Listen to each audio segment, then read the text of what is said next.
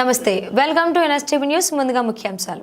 కడప నగరంలోని ద్వారకా నగర్ నందు NRI Telugu Desam party Kuwait ఉపాధ్యక్షులు షేక్ రహమతుల్లా ఆధ్వర్యంలో కడపలో మొట్టమొదటిసారిగా అంగరంగ వైభవంగా జరగబోతున్న పసుపు పండుగ మహానాడు సందర్భంగా ఎన్ఆర్ఐ రహమతుల్లా ఆధ్వర్యంలో కడప టీడీపీ ఎమ్మెల్యే ఆఫీస్ వద్ద మహానాడు ప్రచార రథాన్ని పోలిట్ బ్యూరో సభ్యులు మరియు కడప జిల్లా తెలుగుదేశం పార్టీ అధ్యక్షులు శ్రీనివాస్ రెడ్డి తెలుగుదేశం పార్టీ జెండాను ఊపి ప్రారంభించడం జరిగింది.